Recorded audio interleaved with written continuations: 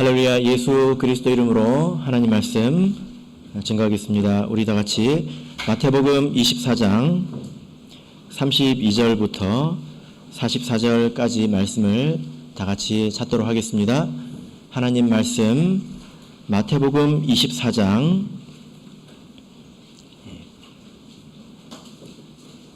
32절부터 44절 말씀을 저와 여러분이 한 절씩 교독하도록 하겠습니다. 32절 무화과 나무의 비유를 배우라. 그 가지가 연하여지고 잎사귀를 내면 여름이 가까운 줄 아나니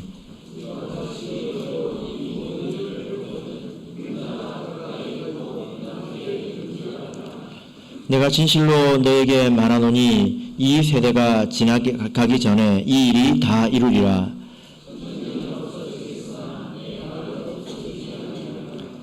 그러나 그 날과 그때는 아무도 모르나니 하늘의 천사들도 아들도 모르고 오직 아버지만 아시느니라.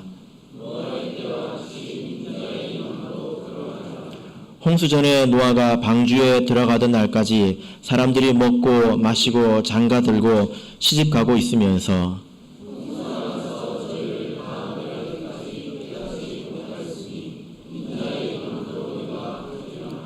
그때에 두 사람이 밭에 있음에 하나는 데려감을 당하고 하나는 버려둠을 당할 것이요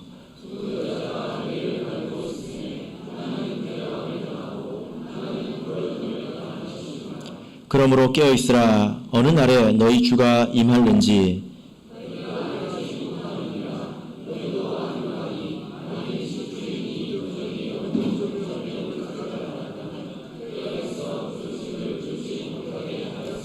같이 읽겠습니다. 그러므로 너희도 예비하고 있으라. 생각지 않은 때에 인자가 오리라. 아멘. 네, 오늘 이 시간은 깨어 예비하고 있으라 라는 제목으로 하나님 말씀을 증거하겠습니다. 이 세상 사람들이 참 신기하게 생각하는 문제가 있는데요. 바로 시간이라는 문제입니다. 제가 예전에 시간이라는 것에 대해서 연구하는 사람들이 어떤 생각을 가지고 또 어떻게 연구를 하고 있나 한번 조사를 해본 적이 있는데요. 어떤 사람이 그러니까 이름만 대면 알만한 어떤 저명한 물리학자가 뭐라고 이야기를 하냐면 누군가 시간이 뒤로 가지 못하게 막고 있다. 뭐 이런 이야기를 하더라고요. 그래서 곰곰이 생각해 보니까 시간은 왜 앞으로만 가는 걸까? 이런 의문을 사람들이 가지고 있구나. 이런 생각을 하게 되었습니다. 시간이 뒤로 갈 수 있을까요? 예, 뒤로 갈 수가 없지요. 과학이 조금 더 발전하면 뒤로 갈 수 있을까요? 모르겠습니다. 그런데 어떤 과학자가 이런 의문에 대해서 아주 비과학적인 답을 한 적이 있는데 뭐라고 대답을 했냐면 만약에 미래에서 과거로 갈 수 있다면 아마 미래에서 지금 내가 있는 곳으로 누군가 왔을 텐데 나는 아직 한 번도 본 적이 없다. 그래서 힘들지 않겠냐? 이제 이런 이야기를 하는 것을 들었습니다. 우리가 항상 시계를 보고 시간을 생각하고 살아가지만 이 시간이라고 하는 것이 도대체 무엇인지 알기가 상당히 어렵다는 거죠. 그러나 우리는 이 성경을 통해서 시간이 무엇인지 우리는 알 수 있습니다. 하나님께서 이 세상을 시작하셨죠. 그죠? 그래서 세상 사람들은 이 시간이라고 하는 것이 왜 있는 것인지 또 언제까지 이것이 흘러갈는지 아무것도 알지 못합니다. 그러나 우리는 이 시간이라고 하는 것은 하나님께서 시작하신 것이고 마지막에는 어느 때가 되면 이것을 마치신다. 우리가 이것을 알고 있죠. 그죠? 하나님께서 이 시간을 만드시고 그러면 왜 이 세상을 시작하셨고 또 이것을 또 왜 마치실까요? 세상 사람들은 이것이 영원히 흘러갈 것처럼 또 그렇게 생각하지 않습니까? 이 시간이 왜 마치게 되는 것일까요? 성경에서 이 모든 것을 농사에 비유를 하고 있습니다. 이렇게 생각하면 우리가 이해하기가 좀 편할 것 같습니다. 농사라고 하는 것은 농부가 이렇게 씨를 뿌리고 그것을 키워서 열매를 얻고 추수하고 이제 그런 과정을 농사라고 하지 않습니까? 그래서 마지막에 이제 알곡은 곡간에 들이게 되고 마지막에 쭉정이나 가라지나 이런 것들은 모아다가 아궁이에 이제 불태우게 됩니다. 이 세상을 시작한 것, 하나님께서 시간을 시작하시고 어느 때가 마치는 것은 하나님의 농사와 같다는 것입니다. 하나님께서 씨를 뿌리고 그것을 마지막에 거두고 그리고 이제 끝내는 것과 같다는 것입니다. 자, 그러면 여러분, 하나님께서 이 농사를 하실 때에 어떤 열매를 얻고자 이렇게 농사를 하시는 것일까요? 예, 사과일까요? 아니겠죠? 하나님께서 얻고자 하는 이 열매는 바로 구원받는 자녀입니다. 구원받는 자녀이지요. 그래서 이 세상이 다 지나가고 끝나고 나면 마지막에 남는 것은 단 하나입니다. 무엇일까요? 한 가족이 남습니다. 하나님을 아버지로 모시고 그리고 서로 사랑하는 형제 자매, 이 한 가정이 남는 것이죠. 그것이 곧 천국인 것입니다. 그래서 하나님께서 이 세상을 시작하시고 그리고 마치시는 것은 이런 이제 목적성이 있다라는 거죠. 그죠? 이렇게 이 모든 시간이 하나님의 농사이다라고 하는 것은 이제 비유입니다. 그래서 이 세상의 농사와는 조금 다른 점도 있습니다. 제가 거제 교회에 있을 때 그 앞에 그 논밭이 많이 있었는데요. 제가 이제 거기서 앞을 내려다보면 앞에 논밭도 보이고 그리고 산도 있지 않습니까? 이 색깔이 시시각각 이제 바뀝니다. 겨울에 얼었던 땅에 이제 봄이 되면 농부가 뭘 할까요? 물을 댑니다. 제일 먼저 논에다가 물을 댑니다. 그러면 이 그 논이 마치 거울처럼 변해요. 아주 맑은 날에는 거울처럼 변해서 하늘이 거기 그대로 비쳐 있습니다. 그렇게 이쁩니다. 그래서 모르는 사람이 보면 이 그 논이 마치 깊이를 알 수 없는 커다란 호수처럼 보이기도 하고 큰 강처럼 보이기도 합니다. 한 번은 외국인 성도가 이렇게 거제 교회에 왔는데 저걸 보라고 그러니까 저게 강이냐 이렇게 물어보더라고요. 사실 물 높이는 요만큼밖에 안 되는데 하늘이 너무 이렇게 파랗게 비쳐서 깊이를 알 수가 없었던 거죠. 조금 지나면 농부가 모내기를 하지 않습니까? 이렇게 모내기를 해놓으면 밖에서 보면 꼭 뭐 같아 보이는지 아세요? 축구장처럼 보입니다. 제 눈에는 그렇게 보이더라고요. 그래서 파란 그렇게 고운 잔디가 쫙 깔려 있어서 당장 청년들을 모아서 우리 태영이랑 재윤이랑 하윤이랑 모아서 축구를 하고 싶은 그런 생각이 들었습니다. 그리고 그렇게 시간이 지나서 가을이 되면 어떨까요? 이게 자라서 노랗게 익죠. 그러면 가을 바람이 이제 불면 그게 파도가 칩니다. 보신 기억이 나십니까? 그러면 찬송이 절로 나오지요. 찬송가가 몇 장이 기억나십니까? 넓은 들의 익은 곡식 황금 물결 뒤치며 황금 물결 그 사람이 이것을 보고 이 가사를 지었구나. 그게 정말 맞는 것 같아요. 그렇게 시시때때로 그것을 이렇게 눈으로 보고 즐기죠. 그런데요 어느 순간 보면 아무것도 없어요. 이렇게 참 좋다 하고 어느 날 정신 차리고 보니까 아무것도 없어요. 왜 아무것도 없을까요? 추수를 했기 때문이죠. 제가 그 앞에 보면 제법 논이 넓습니다. 그런데 허리가 90도 꺾어진 어떤 할아버지 한 분이요. 트랙터를 몰고 제가 봤거든요. 트랙터를 몰고 순식간에 다 추수를 해버려요. 그 넓은 데를. 그 할아버지 한 분이 다 하시더라고요.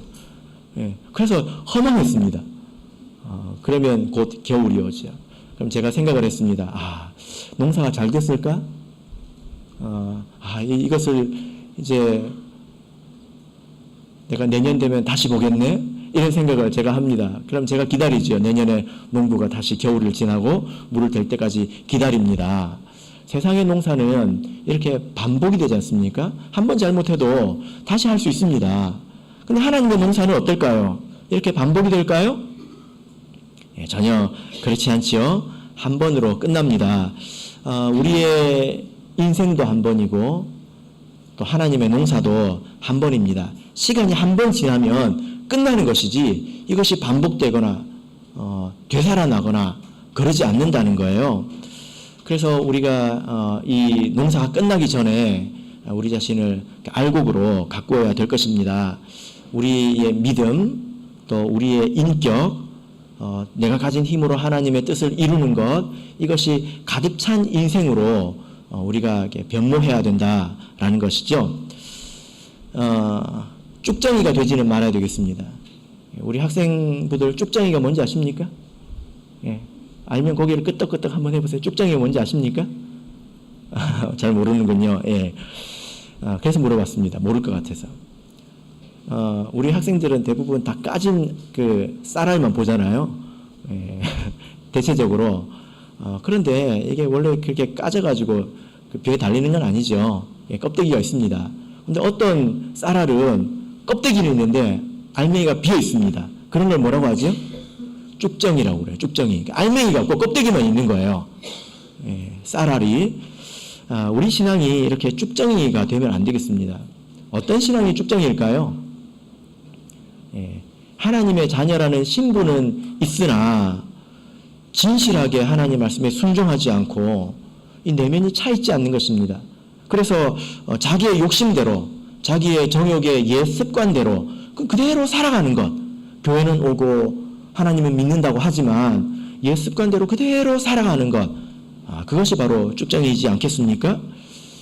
그래서 우리가 예수님의 끝날이 오기 전에, 또 내 삶의 끝날이 오기 전에 내 신앙을 다시 이렇게 돌아봐야 되겠습니다. 내가 쭉정이는 아닌가 돌아봐야 되겠죠. 자, 우리 본문으로 돌아오겠습니다. 32절, 33절 읽겠습니다. 32절, 33절 읽겠습니다. 시작. 무화과 나무의 비유를 배우라. 그 가지가 연하여지고 잎사귀를 내면 여름이 가까운 줄을 아나니 이와 같이 너희도 이 모든 일을 보거든 인자가 가까이 곧 문 앞에 이른 줄 알라. 예. 여유가 있지 않다는 것입니다. 무화과 나무는 이제 봄이 되면 그 잎을 냅니다. 그리고 여름이 오면 그때 열매를 맺고 이제 가을이 되면 늦여름이나 가을이 되면 그 열매를 추수하게 되는데요. 그 잎을 보면 이제 여름이 오겠구나. 이것을 사람들이 다 생각한다는 것입니다. 여러분들도 그러시죠? 예, 저도 그런 적이 있습니다. 여러분은 봄이 오는 것을 뭘 보고 아십니까? 긴 겨울이 끝나고 이제 봄이 오는구나. 이것을 어떤 걸 보고 아십니까? 예, 이제 간혹 보면 뉴스 보고 아십니까? 예, 간혹 보면 저는 그 목련나무에 그 꽃무리가 딱 이렇게 겨울부터 이미 자라고 있잖아요. 그죠? 근데 그것이 이제 터질 준비가 됩니다. 그러면 이제 봄이 오는구나 이런 생각을 해보게 되더라고요. 그런 것들을 보면서 지금이 어느 때인지 이것을 분별하는 것처럼 하나님의 이 시간 속에서 지금이 어느 때인지 분별하고 그때 걸맞는 삶을 살 줄 알아야 된다는 것입니다. 그죠? 그러면 여러분 지금은 하나님의 때, 이 하나님의 농사의 때 가운데서 어떤 때에 해당이 될까요? 여러분 지금이 어떤 때라고 믿고 계십니까? 지금 파종하는 때일까요? 아니면 여름일까요? 언제일까요? 이스라엘의 그 농사를 보면 그 이스라엘 농사 가운데서 아주 중요한 그 사건이 있는데 이것은 씨를 뿌리고 그리고 추수하는 것입니다. 그런데 그때마다 비가 내린다는 것입니다. 그래서 흔히 이것을 이른 비, 늦은 비 이렇게 이야기를 하죠. 그죠? 그래서 이 비가 제대로 와야 농사를 제대로 할 수 있는데요.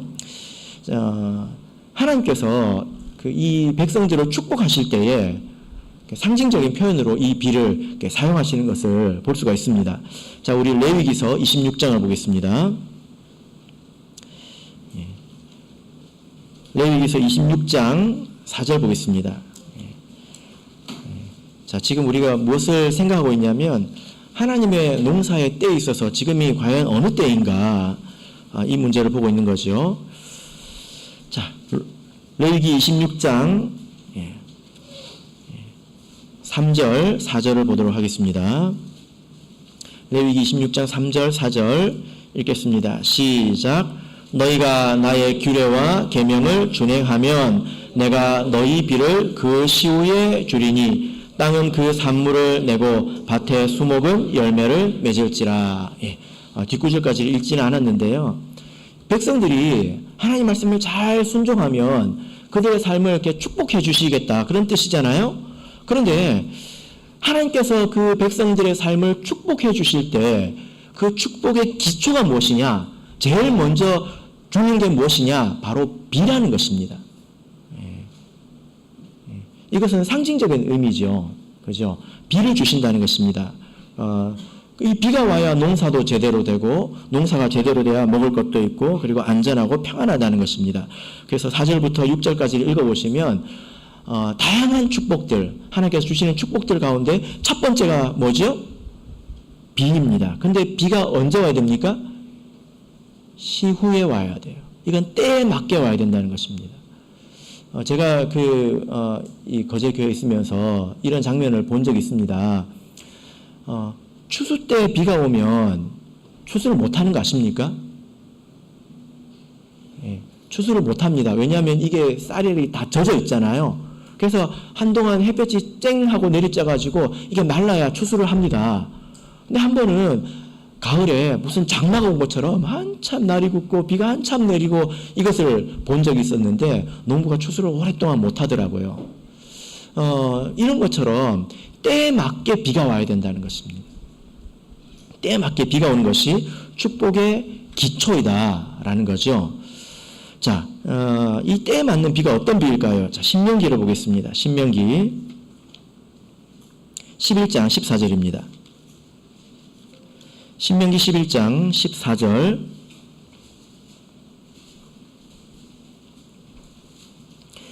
신명기 11장 14절.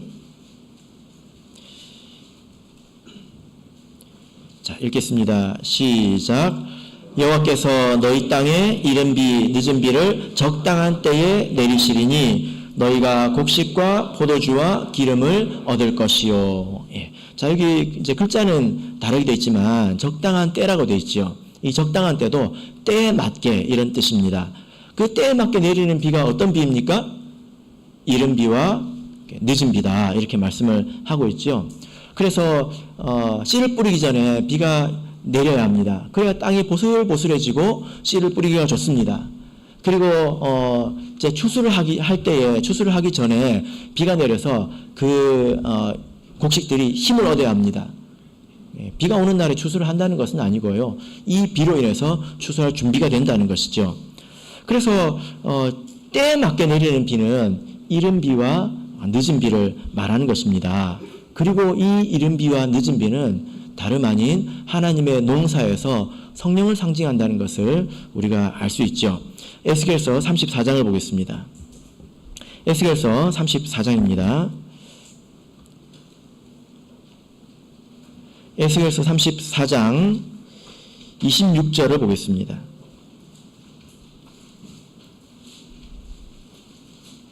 에스겔서 34장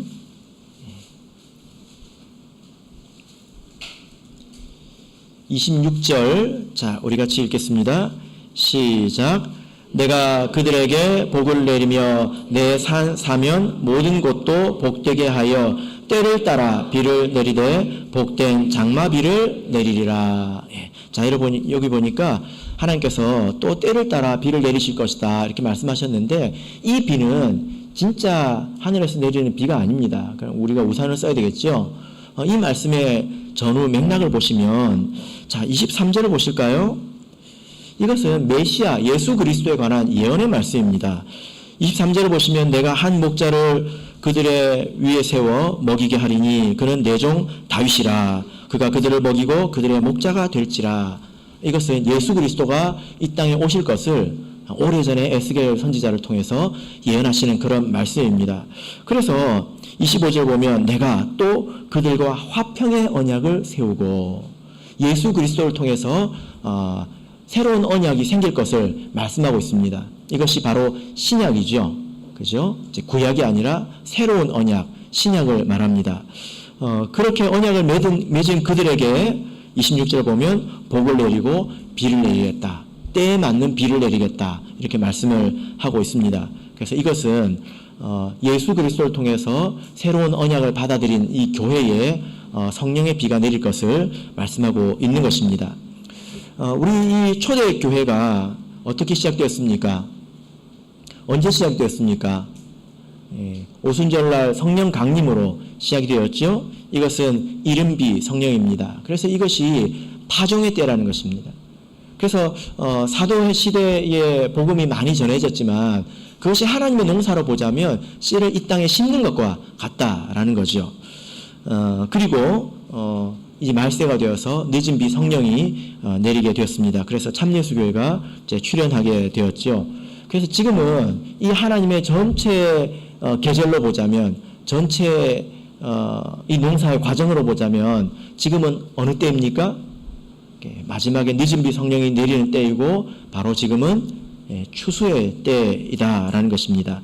그래서 추수가 끝나고 나면 이제 알곡과 쭉정이 가라지를 이제 분류해서 알곡은 곳간에 그리고 쭉정이와 가라지는 아궁이에 이렇게 넣는 과정이 남아 있죠.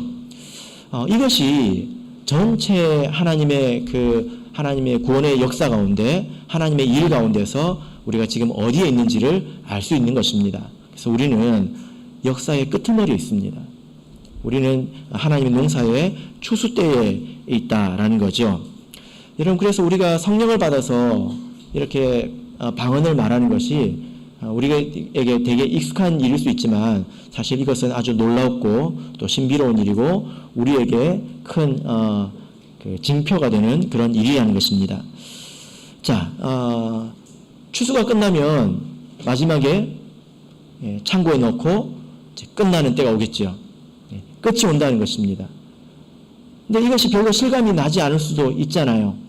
끝이 온다는 것이 세상이 옛날부터 있었고 우리가 알기 전부터 있었고 사람들이 역사를 기록하기 전부터 세상이 있었는데 원래 있었던 것이고 계속 쭉 갈 것처럼 사람들이 생각하잖아요.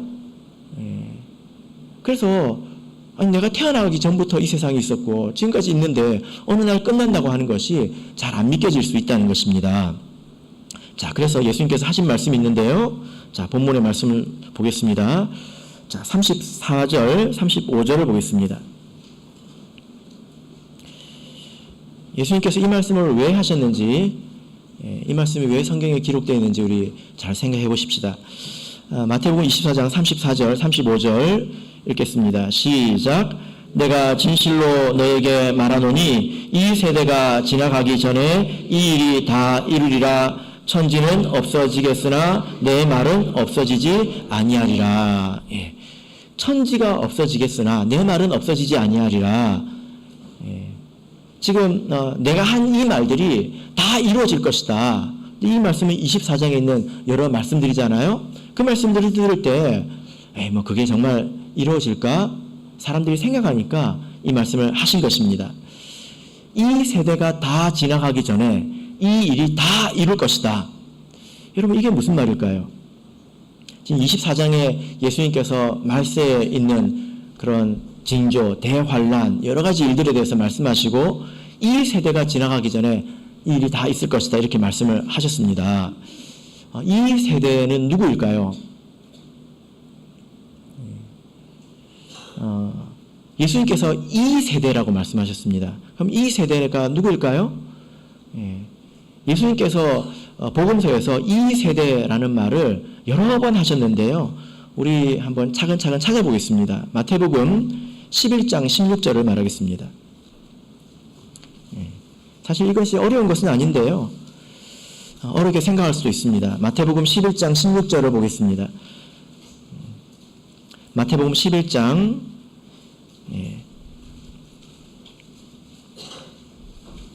16절 17절까지 우리 같이 읽겠습니다. 시작. 이 세대를 무엇으로 비유할꼬? 비유컨대 아이들이 장터에 앉아 제 동물을 불러 가로되 우리가 너희를 향하여 피리를 불어도 너희가 춤추지 않고 우리가 애곡하여도 너희가 가슴을 치지 아니하였다 함과 같도다. 예. 자, 여기 보면 이 세대가 나오잖아요. 누구를 말합니까? 예수님 당시 그 시대 사람들을 말합니다. 예수님께서 와가지고 기쁜 말을 전하고 슬픈 말을 전해도 전혀 반응하지 않았던 그런 무덤덤했던 그 당시의 사람들에 대해서 이 세대 사람들이라고 이야기하고 있습니다. 그러니까 좋은 사람들이에요, 나쁜 사람들이에요? 별로 안 좋은 그런 사람들이죠. 12장 41절을 보겠습니다. 예수님께서 그렇게 많은 이적을 행하시고 은혜로운 말씀도 전하시고 책망의 말씀을 전해도 꼼짝하지 않고 반응하지 않던 그 사람들에 대해서 너희가 이렇게 피리를 불어도 울지 않고 박수를 쳐도 춤도 추지 않고 이러는구나. 그래서 하신 말씀이 12장 41절입니다. 읽겠습니다. 시작. 심판 때에 니네 사람들이 일어나 이 세대 사람을 정죄하리니 이는 그들이 요나의 전도를 듣고 회개하였음이니와 요나보다 더 큰 이가 여기 있으며. 예. 이제 마지막 심판 때에 니느웨 사람들이 지금 이 세대 예수님 당시에 그 사람들을 보고 쯔쯔쯔 할 거라는 거예요. 왜냐하면 그 사람들은 요나의 말을 듣고 회개했는데 요나가 되게 성의껏 전한 게 또 아니지 않습니까? 그런데 예수님의 그 강복하고 은혜롭고 그 이적과 함께한 그 말씀을 듣고도 회개치 아니한 그 사람을 보고 심판 날 때 쯔쯔쯔 할 거라는 거예요. 이 세대 사람들이 누구입니까? 예수님의 말씀을 듣지 않은 그 당시에 그 사람들을 말합니다. 23장 35절 36절을 보겠습니다. 마태복음 23장. 그래서 이 세대 사람들은 예수님을 거부했던 그때 당시의 사람들을 말합니다. 35절 36절. 자, 읽겠습니다. 시작. 그러므로 의인 아벨의 피로부터 성전과 제단 사이에서 너희가 죽인 바가랴의 아들 사가랴의 피까지 땅 위에서 흘린 의로운 피가 다 너희에게 돌아가리라.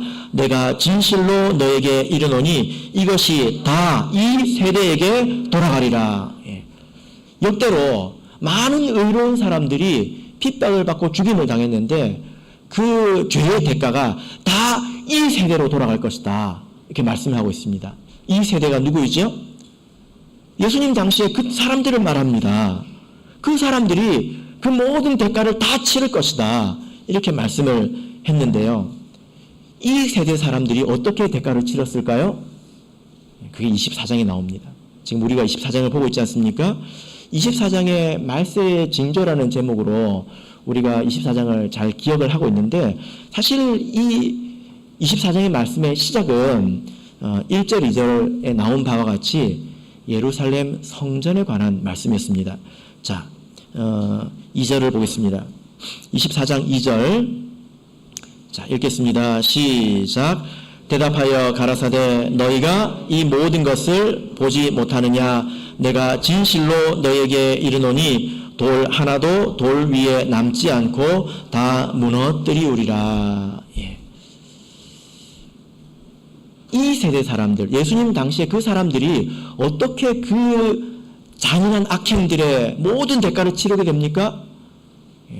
예루살렘이 로마에 함락되고 잔인한 죽임을 당하고 성전이 회파되는 것으로 그것으로 대가를 치르게 된다는 것입니다.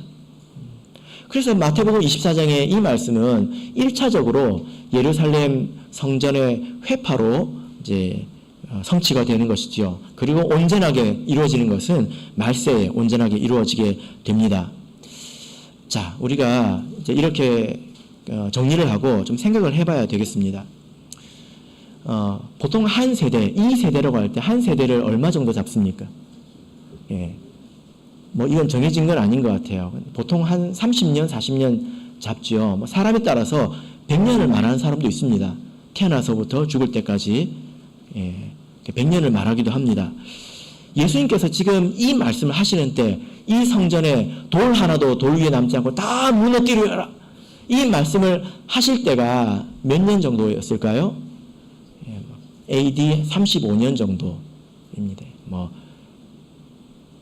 우리가 아주 정확하게 말하는 건 아니고요. 대략 AD 35년 정도입니다.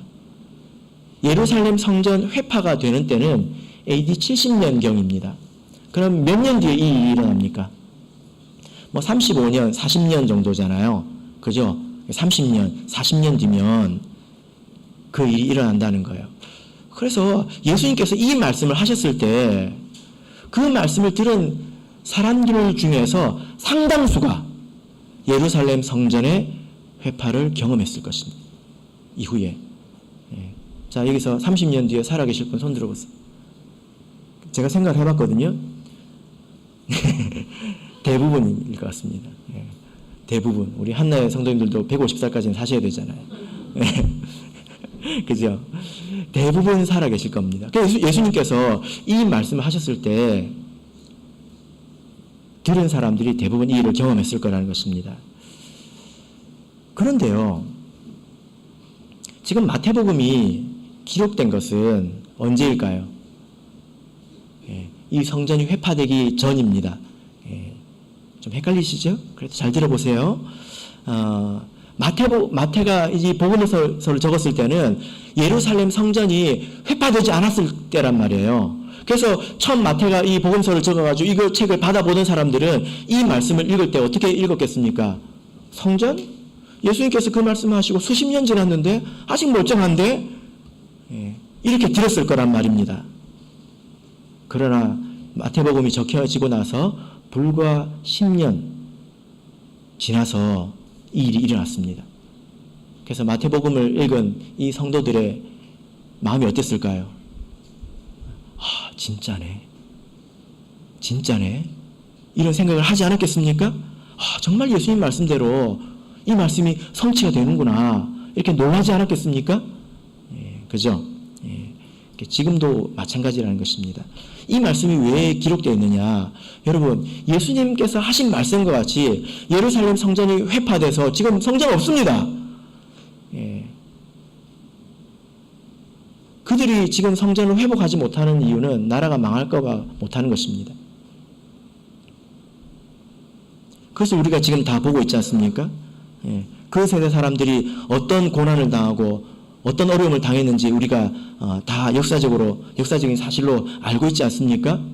예수님의 말씀은 진실하다는 거예요. 예수님께서 안 오실 것 같지요. 그러나 예수님께서 오신다는 것입니다. 이 말씀이 이루어진 것처럼 완전하게 말세에 반드시 성취가 될 것이다 라는 것입니다. 그래서 우리가 이런 것들을 통해서 우리의 믿음을 세워야 한다는 것입니다. 끝날 거예요. 그죠? 물론 내 삶이 먼저 끝날 수 있습니다. 그러나 끝날 것이라는 겁니다. 이게 얼마나 중요한 것입니까? 자, 예수님께서 이렇게 반드시 끝날 것을 말씀하셨고 끝나가는 징조에 대해서 말씀하셨고 하셨는데요. 그 가운데서 우리가 꼭 알아야 될 일이 있습니다. 중요한 일이 있습니다. 이것은 꼭 알아야 될 일이고 그리고 그것이 또한 증거가 되기도 하는데요. 자, 마태복음 24장 15절을 보겠습니다. 마태복음 24장 15절입니다. 그래서 말세의 징조, 말세에 어떤 일이 있을까에 대해서 여러분들께서 아셔야 되겠죠. 만약에 무화과 나무에 잎사귀가 나면 곧 여름이 온다. 이걸 모르면 그걸 보고도 여름이 오나? 이걸 모르겠죠. 지식이 있어야 된다는 것입니다. 마태복음 24장 15절 같이 읽겠습니다. 시작. 그러므로 너희가 선지자 다니엘의 말한 바 멸망에 가증한 것이 거룩한 곳에 선 것을 보거든 읽는 자는 깨달을진저. 많은 일들이 있는데 이게 아주 중요한 일이라는 것입니다. 왜 중요한 일입니까? 선지자 다니엘이 말한 바로 멸망에 가증한 것이 거룩한 곳에 선 것을 보거든 16절 그때는 이렇게 해야 된다. 나오잖아요. 그럼 이걸 알아야 그때 이렇게 할 수 있지 않겠습니까? 모르면 할 수 있을까요? 못할 것입니다. 이것이 반드시 알아야 될 일이고 반드시 있는 일이고 그리고 이것이 하나의 신호가 된다는 것입니다. 그래서 여러분 꼭 기억하고 계셔야 합니다. 멸망에 가증한 것이 거룩한 곳에 서게 되는 날이 온다는 것입니다. 그게 뭘까요? 그래서 눈을 똑바로 뜨고 살아야 되겠죠. 그런데 읽는 자는 깨달을진저 이렇게 말씀을 하고 있습니다. 이게 무슨 말입니까? 멸망에 가증한 것이 서는 것은 이 눈으로 보는 게 아니라는 것입니다. 깨달음으로 아는 거라는 거예요. 깨달음이 없으면 이걸 알아볼 수가 없다는 것입니다. 깨달음이 없다면 어쩌면 그것이 당연하게 보일 수도 있겠습니다. 깨달음이 없다면 멸망에 가증한 것이 도저히 설 수 없는 곳에 섰는데 그것이 합당하게 보일 수도 있다는 거예요. 깨달음이 없다면. 그죠? 그래서 깨달으라고 지금 권면을 하고 있습니다. 그럼 이게 뭘까요? 멸망에 가증한 것이 거룩한 곳에 선다. 이것이 무엇일까요? 지금 이것을 누가 말했다고 말하고 있습니까? 선지자 다니엘이 말했다라고 말하고 있습니다. 그럼 우리가 어디를 가봐야 될까요? 다니엘서를 가봐야 되겠지요. 다니엘서 9장 27절을 보겠습니다. 다니엘서 9장 27절.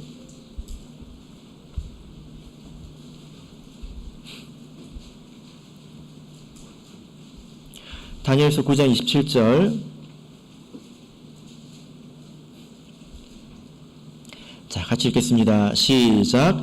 그가 장차 많은 사람으로 더불어 한 이레 동안의 언약을 굳게 정하겠고 그가 그 이레의 절반에 제사와 예물을 금지할 것이며 또 잔포하여 미운 물건이 날개를 의지하여 설 것이며 또 이미 정한 종말까지 진노가 황폐케 하는 자에게 쏟아지리라 하였느니라. 자, 이거 보면 번역이 좀 다르게 되어 있는데요. 잔포하여 미운 물건이 이렇게 되어 있습니다. 자, 이 말씀은 71회의 예언 가운데 등장하는 표현인데 교회 시대에 이런 일이 있을 것이다 라고만 말씀하고 있지 그것이 정확하게 무엇인지는 말씀하고 있지 않습니다. 그런데 이 표현이 다니엘서에서 한 번 더 나옵니다. 11장 31절을 보겠습니다. 11장 31절 읽겠습니다. 11장 31절 읽겠습니다. 시작. 군대는 그의 편에 서서 성소 곧 견고한 곳을 더럽히며 매일 드리는 제사를 폐하여 멸망케 하는 미운 물건을 세울 것이며. 자, 여기서는 뭐라고 번역되어 있습니까? 멸망케 하는 미운 물건. 이렇게 번역이 되어 있는데 예수님께서 멸망케 하는 미운 물건 이것을 가지고 마태복음에서 그렇게 말씀을 하신 것입니다. 근데 11장에 있는 이 내용은 다니엘이 지금 예언을 한 것인데 다니엘 기준으로 보자면 이건 미래 일이지만 우리로 보자면 이 11장의 내용은 과거의 일입니다. 이미 지난 일입니다. 그래서 이게 뭔지 알 수 있다는 거예요. 예. 말라기서가 끝나고 나서 신약 성경이 시작할 때까지 이것을 보통 신구약 중간사라고 하기도 합니다. 혹은 성경이 기록된 것이 없기 때문에 암흑기라고도 하는데요. 실제로 암흑기는 아니었던 것 같아요. 그때 있었던 일에 관한 것인데 그 시대를 자세하게 다루는 책이 있습니다. 이렇게 마카비서라는 책인데 우리는 그것을 성경으로 보지 않습니다. 정경으로 보지 않고 외경으로 봅니다. 외경은 참고할 수 있는 책을 말하죠. 성경은 아니지만 참고할 수 있습니다. 외경과 위경은 다릅니다. 위경은 읽지 말아야 합니다. 근데 외경은 참고할 수 있어요. 그 외경 가운데서 마카비서가 있는데 그때 보면 이 다니엘서 11장에 해당하는 예언이 이렇게 성취되었구나 이것을 알 수 있습니다. 에피파네스라고 하는 그런 이방의 왕이 있었는데요. 기원전 171년에 이스라엘을 쳐들어와서 대제사장을 죽였습니다. 그리고 이제 BC 167년에 다시 와서 대략 8만 명 정도의 이스라엘 사람들을 죽였고 성전을 파괴했습니다. 그리고 거기에 제우스 신상을 세웠고 매달 25일이 되면 돼지와 돼지의 피로 제사를 지냈습니다. 어디에서요? 성전에서. 그것을 이스라엘 백성이 용납할 수 있었을까요? 그리고 이스라엘의 모든 종교 활동을 금지했고 안식일을 폐하고 제사를 금지했습니다. 할례를 금지했고요. 율법을 읽지 못하도록 했습니다. 이것이 그때 있었던 일이라는 것입니다. 이와 같은 일들이 이제 말세에 있을 거라는 겁니다. 어떤 사람이 돼지를 가지고 여기 와서 돼지를 잡고 제사를 지낼까요? 그건 아니겠죠. 그죠? 있는 자는 깨달을진저라고 하는 것은 사상적인 것을 말합니다. 예를 들어서 이와 같은 거죠. 지금 세상에 있는 사상은 인본주의적인 것이고 그런 것입니다. 사람이 중심이 되는 그런 사상이 세상을 잡고 있지요. 그런 생각을 가지고 누가 여기 와서 설교를 한다면, 그리고 여러분들께서 혹시 그것에 대해서 아멘 한다면 그것이 바로 멸망에 가증한 것이 거룩한 곳에 서게 되는 것입니다. 설 수 없는 곳에 서게 되는 것이고, 마치 돼지를 가지고 성전에서 제사를 지는 것과 같이 되어버린다는 것입니다. 그래서 그 말이 가증한 것인지 아닌지 듣고 알 수 있어야 된다는 것입니다. 여러분, 그때쯤 돼서 정신 차리면 되지 않을까요? 자, 우리 마태복음 24장 36절을 보겠습니다. 마태복음 24장 36절. 목자님, 그럼 그때 되면 정신 차릴게요. 이렇게 말할 수 있습니다. 자, 36절 읽겠습니다. 시작. 그러나 그 날과 그때는 아무도 모르나니 하늘의 천사들도 아들도 모르고 오직 아버지만 아시느니라. 그때를 아무도 알지 못한다는 것입니다. 그래서 미리 예비해야 된다는 것입니다.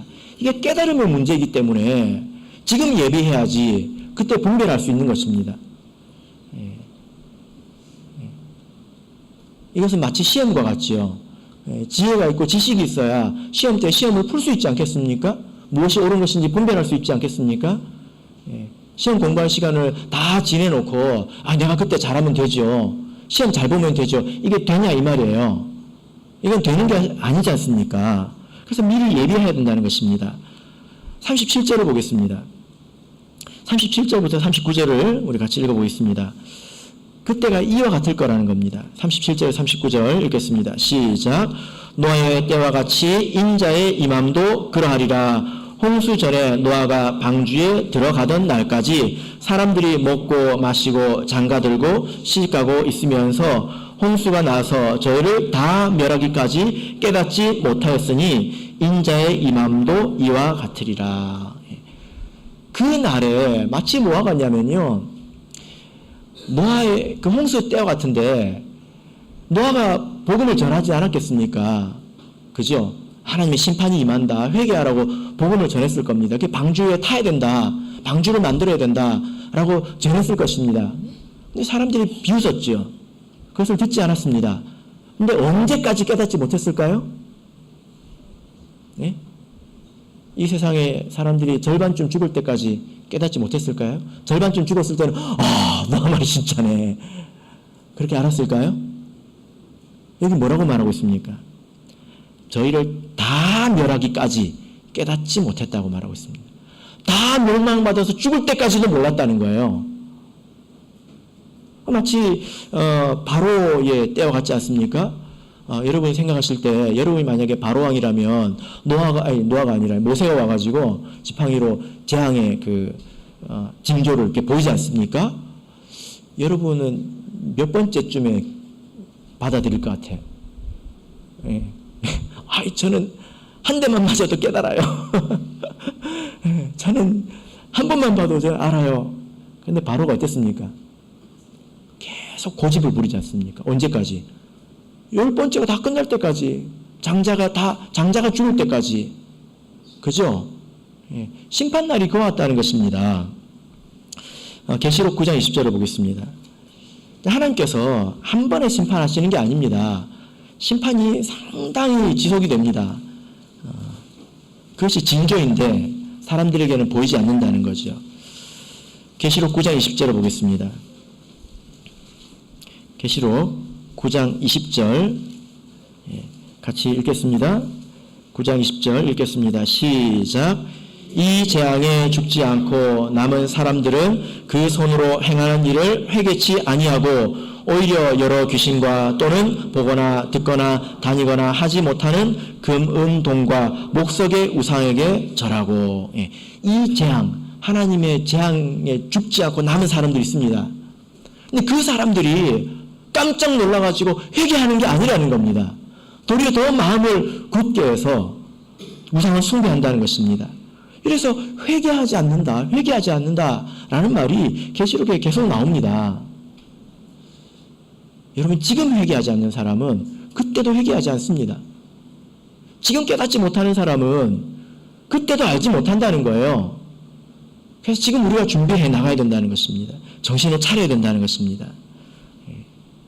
우리가 예수님의 말씀을 보면 잘 믿던 사람도 그때가 되면 흔들려요. 할 수만 있으면 택함 받은 자도 미혹하리라 하시지 않습니까? 잘 믿던 사람도 그때가 되면 흔들리는데 어떻게 지금 내가 대충 하다가 그때 내가 제대로 할 것이다 이렇게 말할 수 있겠느냐라는 것입니다. 여러분, 그때가 되면 어떤 사람은 구원을 받고 어떤 사람은 구원을 받지 못할 것입니다. 근데 가장 가까운 사람도 도와줄 수가 없을 거예요. 어떤 형제님이 저한테 그러시더라고요. 저는요 치마 저고리 붙잡고 천국 가려고요.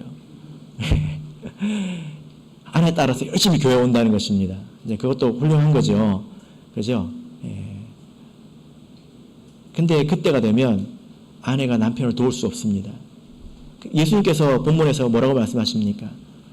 두 사람이 누워 있는데 한 사람은 데려감을 당하고 한 사람은 땅에 있을 것이다. 두 사람이 일을 하고 있는데 한 사람은 올라갈 것이고 한 사람은 그대로 있을 것이다. 이렇게 말씀하고 있지 않습니까? 어떤 사람이 올라갑니까? 준비하는 사람이 올라갑니다. 어떤 사람이 이 땅에 머물러 있습니까? 자, 우리 누가복음 17장을 보겠습니다. 누가복음 17장 26절입니다. 누가복음 17장 26절. 자, 여러분께서는 그때가 되면 하나님께서 데리고 올라가실 것 같아요? 아니면 놔두실 것 같아요? 예. 26절 읽겠습니다. 시작. 노아의 때와 된 것 같이 인자의 때에도 그러하리라. 누가복음에도 동일한 말씀이 있습니다. 근데 한 가지 더 말씀하시는데요. 28절 보면 롯의 때와 같이. 이것은 언제를 말합니까? 소돔과 고모라의 심판 때를 말하죠. 소돔과 고모라를 보면 구원받을 기회를 얻었는데 구원받지 못한 사람들이 나옵니다. 누구입니까?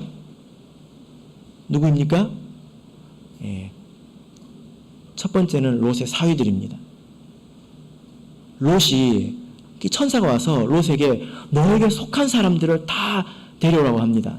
너에게 속한 사람들에게 다 전하라고 합니다. 거기에는 사위들도 포함이 되어 있어요. 사위도 너에게 속한 사람인 것 같아요. 사위한테 가서 이야기를 하죠. 성경에 뭐라고 기록되어 있습니까? 사위들이 농담으로 여겼다고 나오고 있습니다. 농담으로. 하늘에서 비가 내린다고요? 하나님이 심판하신다고요? 하고 비웃었다는 것입니다. 그 말씀을 진실하게 듣지 않았다는 거예요. 첫 번째 부류가 그 사람입니다. 두 번째 부류는 누구입니까? 롯의 아내이지요. 그죠? 롯의 아내는 나왔습니다. 근데 왜 구원받지 못했습니까? 뒤돌아봤거든요. 그죠? 천사가 뒤돌아보지 말고 들에 머물지도 말라고 했습니다. 그런데 롯의 아내는 뒤돌아봤어요. 뒤돌아보는 것은 무엇을 말합니까? 미련을 두는 걸 말하죠. 그래서 어떤 사람이 그러더라고요. 돈 많은 사람은 죽기가 참 힘들겠다. 돈 많은 사람들은 그렇게 번 돈 두고 가려고 하면 이렇게 죽어질까? 되게 억울할 것 같다. 이런 이야기를 하더라고요. 발이 안 떨어지겠죠. 아이고, 내 돈 다 쓰고 가야 되는데. 여러분, 우리가 세상에 미련을 많이 두면 멸망에 가증한 것이 거룩한 곳에 설 때에 하나님의 인도를 따라갈 수가 없습니다. 그때는 모든 것을 버리고 모든 것을 내려놓고 가야 되거든요. 예수님께서 겉옷을 가지러 가지 말라고 하지 않습니까? 겉옷은 거지도 가지고 있는 거예요. 성경에서. 거지만 못해도 가지러 가지 말라는 것입니다. 뒤도 돌아보지 말라는 거예요.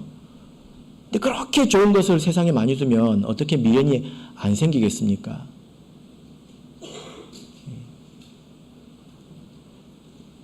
여러분, 제가 이런 생각을 해보는데요. 만약에 하나님께서 여러분 보고 지금 당장 태국으로 이민 가라고 하시면 가시겠습니까? 윤희자매님, 태국으로 이민 가세요. 가시겠습니까? 못 가죠. 어쩌라고요? 가서 뭘 하라고요? 예. 근데 만약에 그때 그럴 수 있습니다. 다 내려놓고 가야 되잖아요. 내가 여기서 내가 쌓아놓은 것, 유무형에 쌓아놓은 것 하나도 가지지 못하고 갈 수도 있습니다. 그러나 그것이 하나님의 인도하심이라면 가야 된다는 것입니다. 계시록에서는 광야로 가야 한다고 말하고 있습니다. 광야는 아무것도 없는 것이죠. 근데 세상에 그렇게 쌓아둔 것이 많으면 발이 떨어질까요?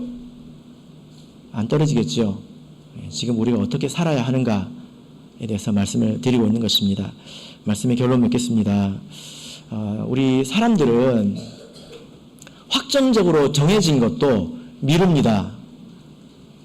예. 확정적으로 정한 것도 그리고 그 결과가 무엇인지 알고서도 게으름을 부리고 미룹니다. 그런데 이렇게 예수님의 재림, 이것은 확정적이지 않잖아요. 우리 입장에서 보면. 그죠? 이제 그것을 이렇게 준비한다는 것이 사실 얼마나 힘든 일입니까? 그래서 우리에게 믿음이 필요한 것입니다. 바로 그는 저와 여러분께서 이 세상에 미련을 두지 마시고 말세를 분별하는 눈을 가지시고 준비하는 삶을 살아가시기를 진심으로 바랍니다.